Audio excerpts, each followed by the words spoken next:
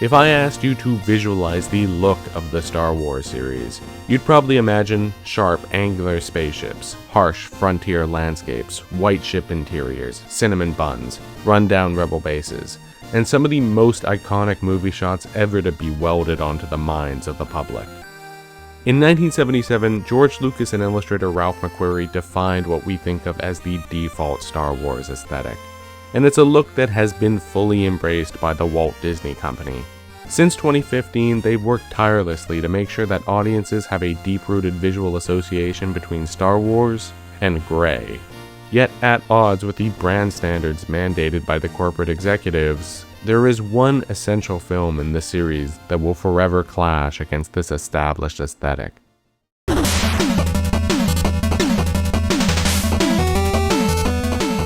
The Phantom Menace is a beautiful looking film, and visually a massive outlier to the rest of the series. When I think of this movie, I think bold colors and radiant locales, a stark contrast with the original trilogy, and even to a lesser extent the other two prequels. Coming off of the originals, it was a crazy change. So why did George Lucas do this? Is he stupid? No. George Lucas understood that good Star Wars design was not based on narrowly adhering to a pre-established look. It was about ingenuity. Good Star Wars design was doing things that Star Wars had never done before. Now, that may be at odds with the way franchises typically create an established look and brand identity, but for Star Wars it's essential, leading George Lucas and his new, enthusiastic art team to the creation of some incredible illustrations and visual designs. Designs which deserve recognition on the same level as Stormtroopers and X-Wings.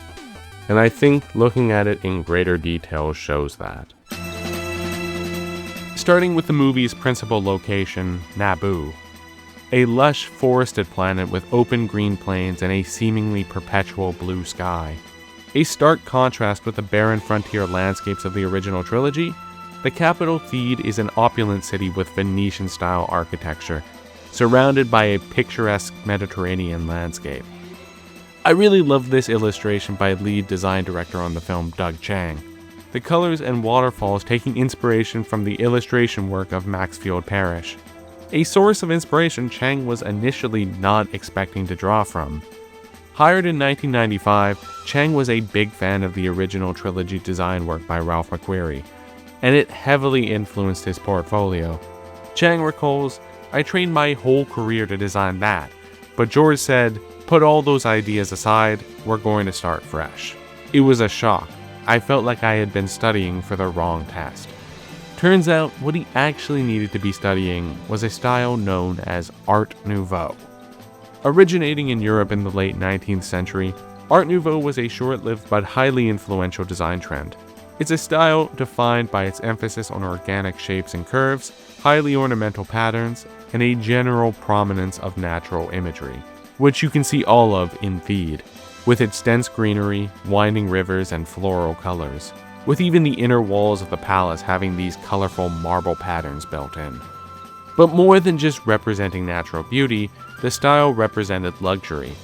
Coming to prominence during the rise of industrialization and mass manufacturing, Art Nouveau placed the highest value on that which was personally designed and handcrafted. An era where the craftsman reigned supreme. And it's those principles which inspired designs like the Naboo N1 starfighter. Probably my single favorite Star Wars ship design. It's smooth, colorful, and just exudes an air of grandeur.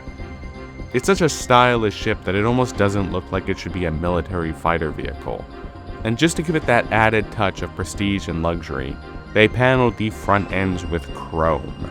Everything is chrome in the future! Impossible! He's lying!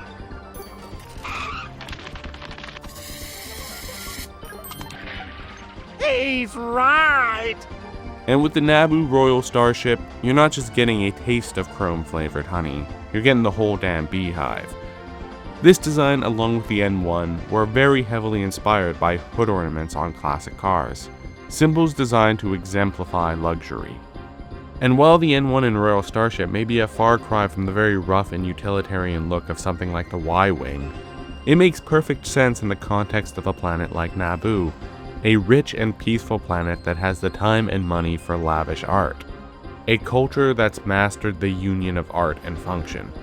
It's a visually stunning look, yet for a while, the group narrative was that the prequels moving away from the original aesthetic was a mistake.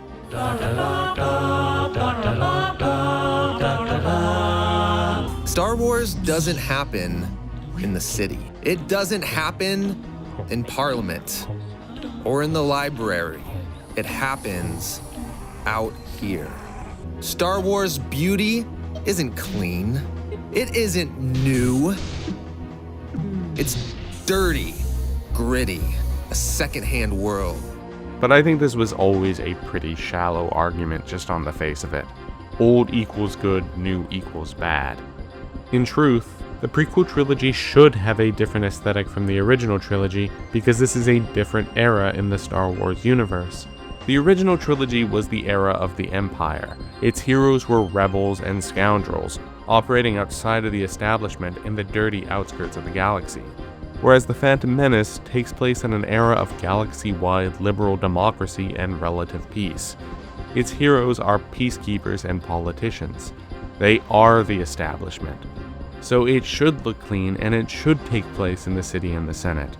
And it follows that the design influences would not be taking cues from the 70s like in the original trilogy, but earlier from the 1900s and 1920s.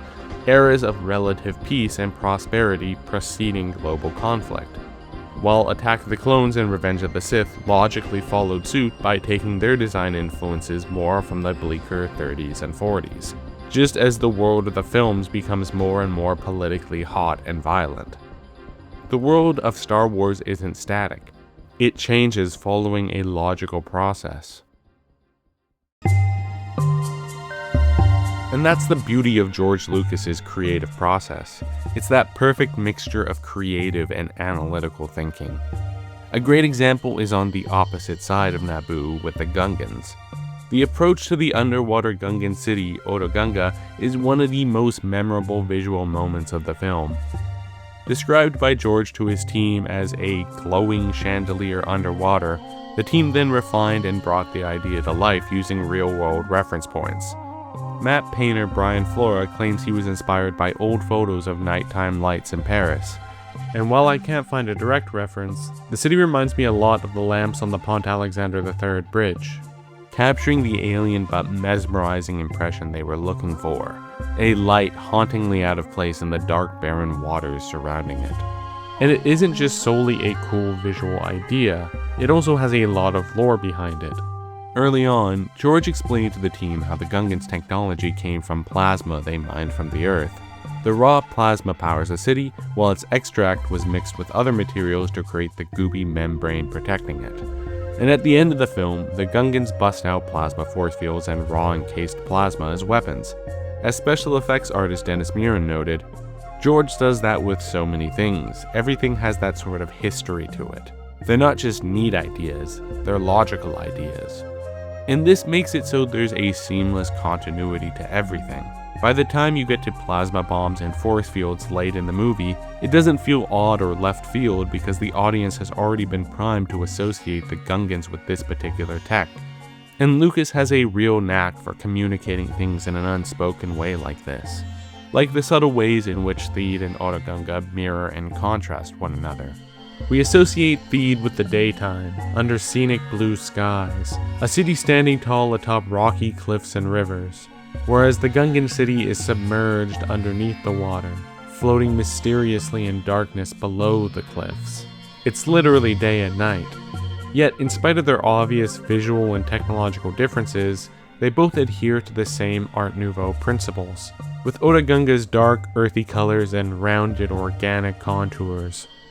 This reinforces the primary message of The Phantom Menace, that being about positive symbiotic relationships, how the Naboo and Gungans start as alien species to one another, keeping to themselves despite sharing the same planet, to end as friendly co-inhabitants fighting together. Again, it's not just pretty for the sake of it, it's narratively motivated. A good example of this is the Bongo submarine.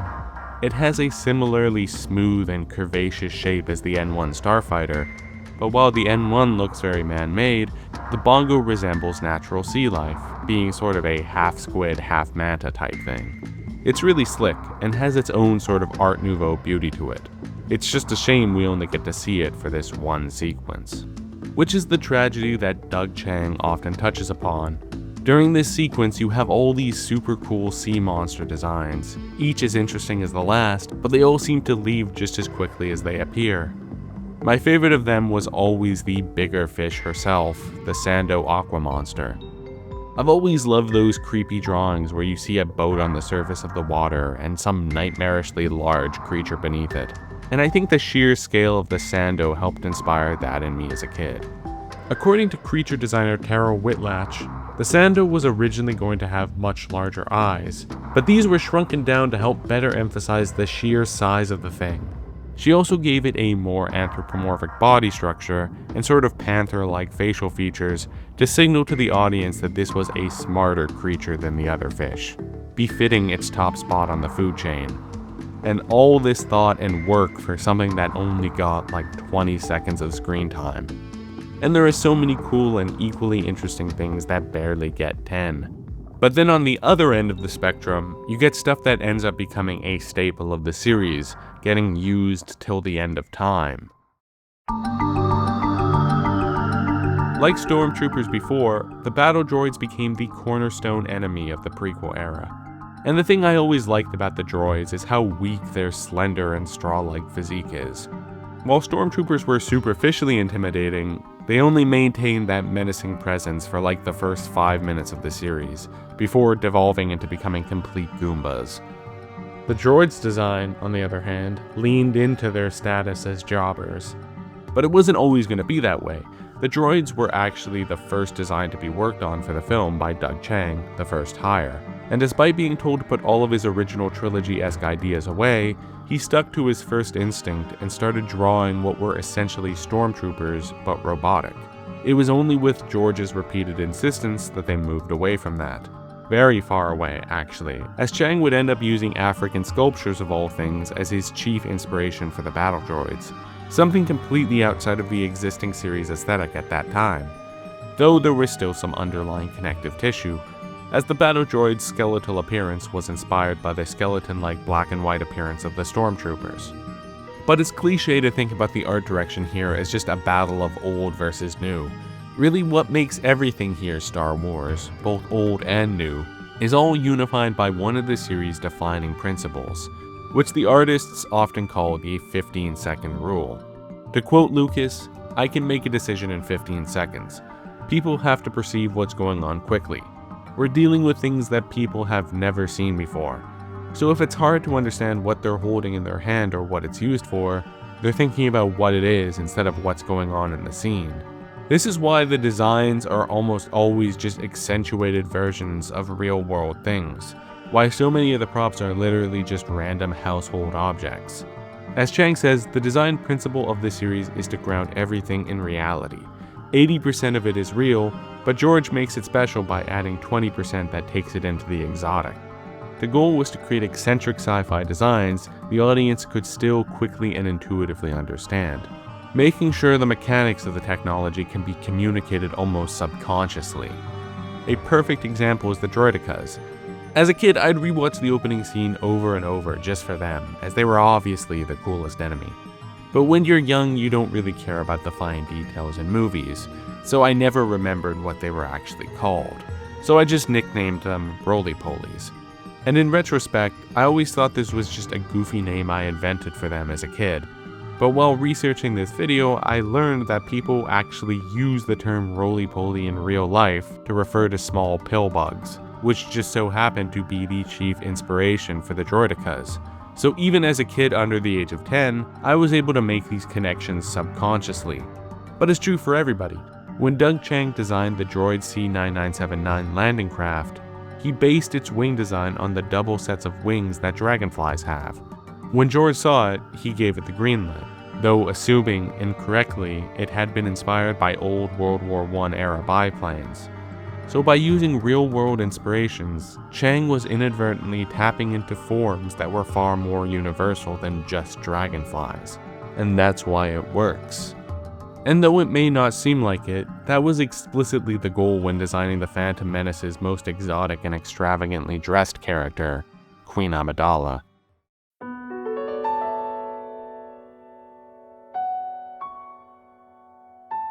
For most of the series, Lucas's design philosophy was based on simplicity and clear visual communication. But this time around, Lucas took more of a risk with the fashion. Between Padme and her decoy, the Queen wears a total of 9 different designer outfits, with each one seemingly more ridiculous than the last, wearing more outfits during the 15 minutes on Coruscant than Rey does in the entire sequel trilogy. But that was playing it safe. Given how much mockery Leia's cinnamon buns got in the old days, it was a genuine risk going full-on runway like this. High artsy fashion can come across as overly extravagant, bizarre, and elitist, and that goes against the series' usual focus on easily digestible visual clarity. And it also gives Amidala as a character a more stiff and unapproachable air. And while this is true, why can't Star Wars be a little stoic? Some people knock the prequels for being a bit stuffy and for being shot in a pretty rigid, old-school Hollywood style, but I like the more old-fashioned nature of these movies. And it was only after watching a lot of David Lean and Akira Kurosawa classics that I realized that's what the prequels were going for. It's helped by the fact that this was the last of the Lucasfilms to be shot on film, but nowadays whenever I watch those big sweeping wide shots, or the operatic big fight scenes, I can't help but think of classics like Dr. Zhivago or Ran, movies that are also kind of stiff and formal in the way they're shot and staged. And there's nothing wrong with that. It's classy and dignified in a very old world kind of way. And that's what Amidala represents to me.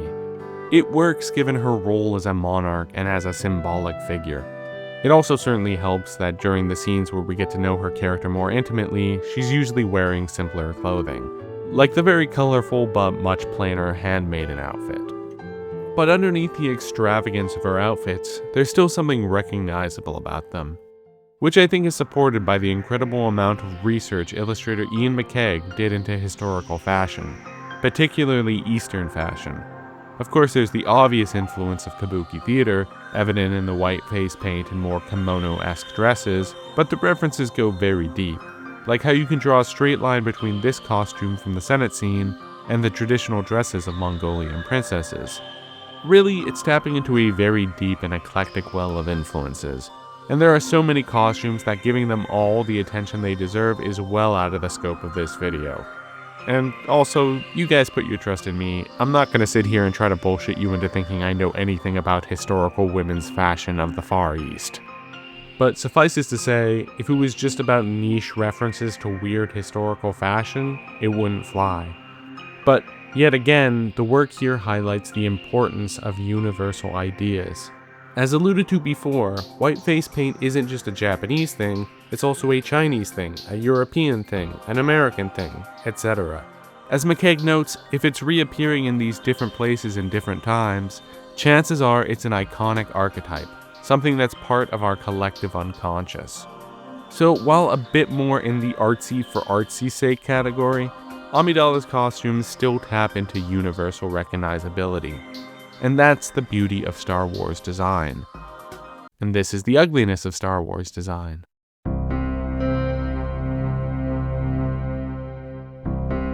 Okay, now look, I like Jar Jar. He made me laugh when I was 6, and that's what George put him in the movie for. To make babies laugh. And so, mission accomplished. Plus, I think at the very least, he's a memorable character. And regardless of your feelings on him, I think we can agree that he has, at least on paper, a very interesting design. But even I'll admit, Lucas didn't do him any favors by making him so damn ugly. Over the course of his design process, Jar Jar probably went through more changes than any other character. Terryl Whitlatch, an expert in creature design, experimented with giving him dozens of different animal features, with Jar Jar picking up traits from seahorses, frogs, slugs, snails, platypuses, you name it. Like Amidala's dress, the final result is a very dense collection of references, in this case different anatomical features. But the problem is, you can't add and subtract biological features to a creature willy-nilly as easily as you might to a ship or robot. At least not if you're doing it in live action and don't want it to look gross. Jar Jar is, basically, a creature with the duck-billed head of a hadrosaur, but with an anthropomorphic body, amphibious skin, and slug-like eyes. AKA, he's a Frankenstein abomination. And the human eye is good at spotting anatomical irregularities. Like, we just intuitively understand that human teeth just don't go on that type of skull. And for an intentionally gross-looking alien in live action, that's fine, but for a leading hero who we're supposed to love, it's a bit counterintuitive. Like, why make his eyes so tiny and reptilian? His big round eyes in this illustration actually make him look fun and cute, while these ones make him look sinister.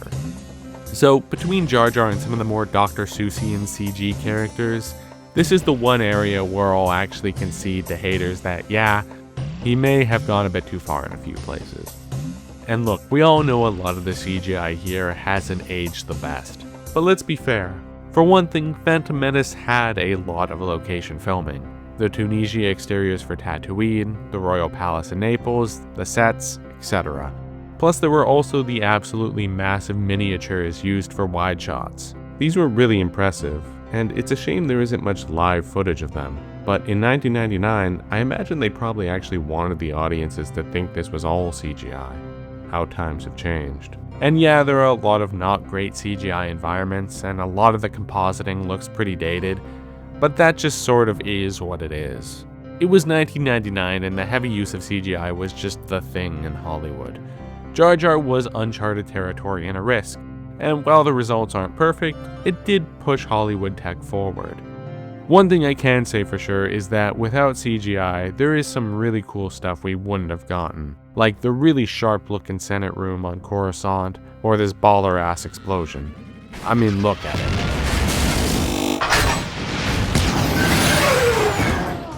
Not to mention, we wouldn't have gotten the CGI characters that do look cool, like Sebulba, who I think works really well. Inspired by their proud but sour demeanor, Sebulba was given the head of a camel, but with spider-like limbs to match his shifty nature. It works because camels can be a bit ugly, spiders are really ugly, and Sebulba's ugly, so it's fine if he looks a little unappealing. Also, CGI Yoda is way better than Puppet Yoda. Fight me. However, if you want an alien with a design that's both captivating and is guaranteed to stand the test of time, you ultimately gotta stick with practical.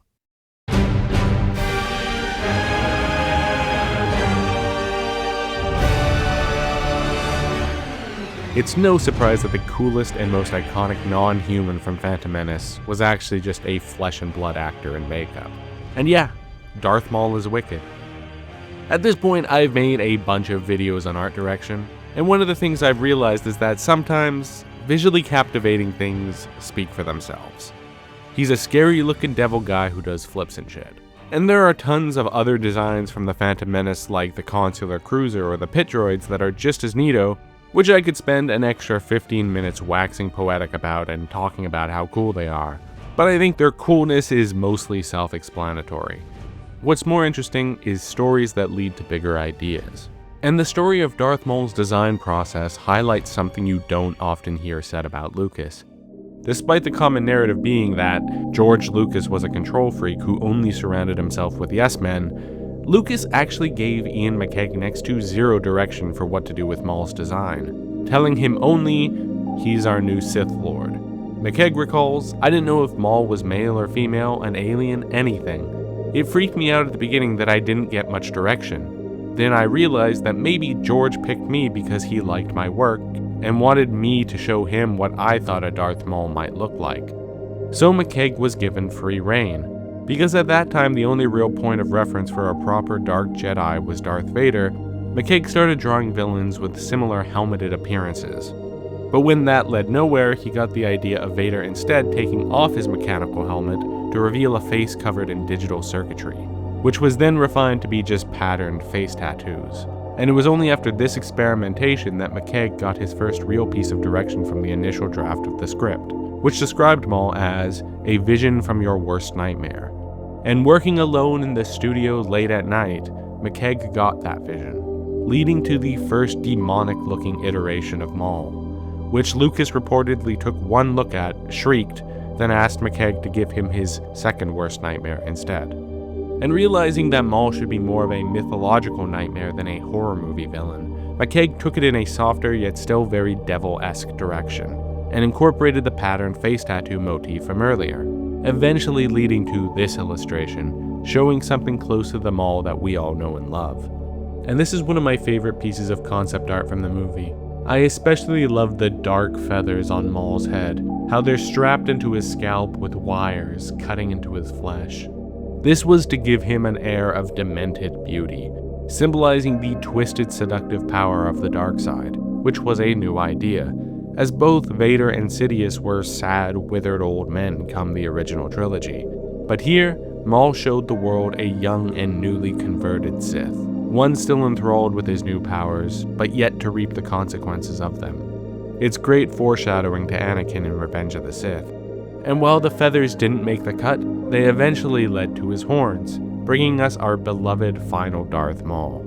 And this is a great production story because it shows the creative process of new ideas being explored and refined, a process that was entirely facilitated by Lucas.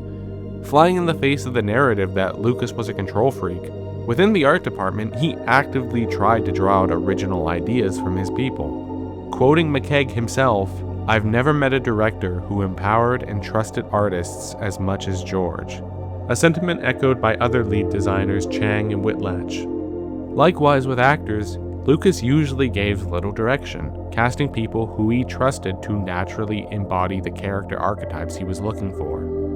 But George still knew what he wanted, and when he needed to, he pushed for it.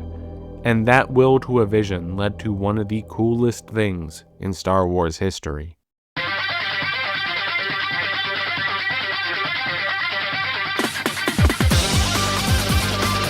The Podracers are, in my opinion and without any insincere hyperbole, some of the greatest ship designs in sci-fi history, and have been criminally underutilized since the end of the prequel era.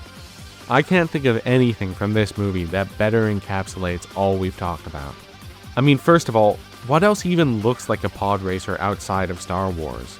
I'm not the biggest sci-fi aficionado, but I honestly can't think of a single ship design that follows the same mechanical structure. A cockpit attached by wire to two large, independently floating engines. When you analyze it realistically, a vehicle like this shouldn't function.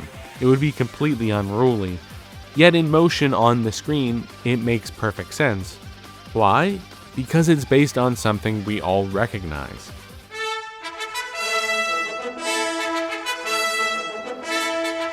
Yeah, I didn't make the connection until years later, but the Boonta Eve classic is really just the famous Ben-Hur chariot scene, but with aliens and spaceships. It works against all odds because it taps into a form we all subconsciously recognize and understand. Literally just metal chariots. It's genius through simplicity. And they all showcase so well Lucas's incredible ability to connect design with narrative. As Terryl Whitlatch recalls, the drivers and the pods were all developed independently by different teams. Yet then the day came where Lucas was presented with both and had to pick out which racers went into which pod. And quote, "It was uncanny how the creatures matched the pods." George is a wonderful editor and is able to see what goes together well. All the creatures match the pods, personality and all. And every single pod stands out and has a personality. And look, I grew up rewatching this scene on VHS and playing the N64 game endlessly. I would love to gush about all these vehicles and all these racers, but just Anakin and Sebulba's incredible pod designs alone are enough to demonstrate Lucas's eye for narrative-driven design. Anakin's pod is the simplest and smallest in the race, befitting his role as the underdog and sole human, a human child no less. The design was based off the beautiful Maserati 1963 birdcage, and I think its very rounded fenders and the cylindrical engines give it an appropriately softer and more juvenile look, along with its lighter colors. While Sebulba's pod is big, loud, and angular, with sharp metal edges all along the engines. The color and size bring to mind, for me, muscle cars of the 1970s, perfectly befitting the race's antagonist. Originally, Sebulba's engines were rotated upward so that they formed two Vs.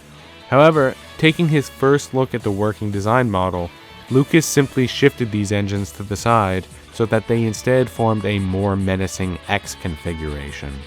And this illustrates the crucial message behind all of this. George Lucas knows what he's doing. While the reputation of the prequels has improved in light of the Disney sequel's failure, a lot of the discourse around the movies and George Lucas still hasn't moved beyond the old 2000s rhetoric, which told us that Star Wars was only ever good in spite of Lucas, never because of him. Even today in online discourse, you'll very frequently encounter echoed rhetoric that goes something like, well, George was a good big idea guy, he needed talented people working under him to refine his ideas for him. But there's one big problem with that argument. It's literally describing his job. Quentin, you don't really have to conjure up your vision. You just have to know what your vision is. And then you have to hire really talented people. You don't need to know how to grab the light stands and create this kind of lighting effect. You don't need to know how this fabric goes with that wall or anything. You just need to understand your vision and you need to articulate it. It's a weird thing to downplay Lucas as just being an idea guy, when being an idea guy is literally the main function of being a film director. But more importantly, it's also just not accurate. Research for this video had me finding George Lucas, time and time again, not being the one in need of refinement, but the one refining. Doug Chiang recalls the early design process for the Podracers. Lucas told him to think of the ship as a chariot. Yet time and time again, he drew them with the cockpit physically attached to the engines. But my first reaction then was to ground it in practicality. I thought, okay, well, the engines should be connected together because otherwise you couldn't fly it. So I tried a whole bunch of different ideas, and he kept saying the same thing. No, just take two engines and strap a cockpit to it. Think of it like a horse and chariot. But somehow, even though I was hearing those words, I couldn't get it out of, get my head around it. So I chased this for weeks. I kept tying the engines together. My logical brain just wouldn't let me do it.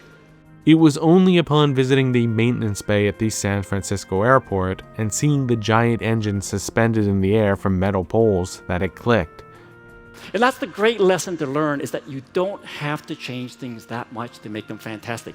You just put it into a new context. And I was always amazed that George had this amazing ability to do this quickly. He could see ordinary things in extraordinary ways. It sounds easy on paper, but being able to envision an entirely new, never-before-devised vehicle type in your head and have it actually work in motion in a way that feels natural is crazy. And it wasn't just Chiang alone making it work, though he is an incredible artist. Frequently, George just saw what others couldn't, like the time Watto was being designed. Lucas wanted Chiang to take the unused head design that was originally going to be used on the Trade Barons, but instead put it on a duck body with webbed feet. Chiang was flabbergasted by the bizarre suggestion, and was sure it wasn't going to work, but to his shock, when pencil went to paper, it did, and it became one of his favorite designs. George Lucas is not an illustrator, though he originally wanted to be one and does have some drawing ability. Still, he's not an illustrator.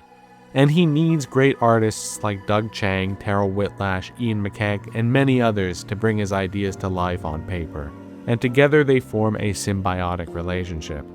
But the physical act of drawing is just one half of the process. The other half, the half that George Lucas has above anybody else, is inspiration. It's a thing that's hard to articulate, and it can't just be picked up in film school, but you know it when you see it. The force is just strong with the guy. At the beginning of this video, I claimed that good Star Wars design was based in creativity, and doing things Star Wars had never done before. And it would be easy to justify that premise on a purely philosophical level. Those that would argue real art is about personal expression, empowering the artist and sticking it to the corporate suits. And there is some truth to that, but I don't think this is good art just because it's personal, authentic, and uncompromised. I think it's good visual art by objective standards. because these are designs which embody higher truthful forms of beauty and of evil. But more importantly, it captures them in ways that are unique and individually memorable. Creativity is not just artistically important to Star Wars, it is logistically essential. It straight up doesn't work without it. And I can make this argument as someone who sometimes likes things that are cookie cutter and non-innovative. I want the next James Bond to be formulaic, to have a cool title sequence, a hot Bond girl, and a physically defective villain, because I like that formula. But Star Wars was never successful just on the merits of formula. In 1977, designs like Darth Vader and TIE fighters were unlike anything from the sci-fi movie landscape of the time. And things like Yoda and the AT-ATs in Empire Strikes Back were unlike anything in A New Hope. And Empire definitely didn't have Ewoks or Jabba the Hutt. Star Wars design is original design. It's why the series became massive. It's a rock-solid philosophy that flows throughout all 6 of the Lucasfilms. Without it, Star Wars just becomes another thing. And just another thing it has become. Star Wars number 10, Star Wars number 11. Well, this movie is not just Star Wars number 4. It was a fresh movie that transported audiences to entirely new worlds, and by doing so, created a sense of wonder in us, especially those of us who grew up watching it. Because while not a perfect film, the aura is real, and the heights of what it achieves are undeniable. And that's what movies should be judged by. Not the lulls, but the high points. The things which give the viewer a sense of astonishment. This is especially true for Star Wars, because ultimately the goal of Star Wars, as with all film epics of which it traces its lineage, is to create a sense of amazement and awe. Therein lies the problem. These days, Star Wars is everywhere. We see the familiar iconography around us all the time through merchandise and new media. However, a film epic will never create a sense of awe by showing people something they've already seen before. And this series will never feel like Star Wars by being too afraid to be anything other than Star Wars.